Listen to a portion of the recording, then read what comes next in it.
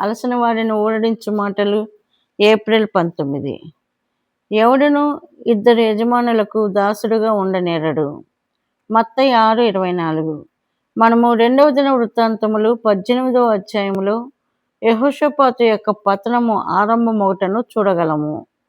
కానీ మనము జాగ్రత్తగా చూచిన ఎడల 17, 13లో కథ నిజముగా ఇచ్చట మొదలైనట్లు కనుగొనగలము. యూదా దేశపు పట్టణములలో అతనికి బహుధనము సమకూర్చబడెను. మొదట యెహోషాపాతులోని ఈ బలహీనతను స్వల్ప విషయముగా పరిగణించవచ్చును. కానీ ఈ చిన్న బలహీనతయే గొప్ప పతనములోనికి నడిపించినదని జ్ఞాపకం ఉంచుకొనవలెను. యెహోషాపాతు అంతకంతకు గొప్పవాడై ఐశ్వర్యమును ఘనతయు కలిగిన వాడాయెను. కానీ సాతాను అతనిని బలహీనపరచుటకు అతని ధనాశను ఆధారముగా చేసుకొనెను. అదే విధముగా సాతాను నీ జీవితంలో నెమ్మదిగా చిన్న చోటు చేసుకుని ఆ తరువాత నిన్ను సంపూర్ణముగా క్రిందికి పడద్రోయెను. 2వ దిన వృత్తాంతములు 18:1లో యెహోషాపాతు ఆహాబుతో సన్నిహిత సంబంధమును ఏర్పరచుకొనినట్లు చదువుచున్నాము. ఇశ్రాయేలీయులను పరిపాలించిన మిక్కిలి చెడ్డరాజులలో ఆహాబు ఒకడు. మొదటి రాజులు 16:30-33 వరకు.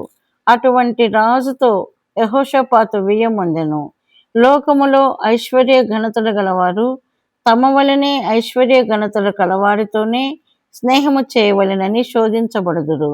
ఎవరైతే ఐశ్వర్యమును ఉన్నత స్థానమును కలిగిన వారుగా ఉందరో అట్టి వారందరితో స్నేహ సంబంధములు కలిగి ఉండవలెనని కోరుదురు. అనేకులు టీ పార్టీలకు విందులకు వెళ్ళనిష్టపడుటకు గల కారణము మంచి ఆహారము కొరకు మాత్రమే గాక ప్రముఖులైన వ్యక్తులను అచ్చట కలుసుకొనుటకు వీలగునని కూడా వెళ్ళెదరు.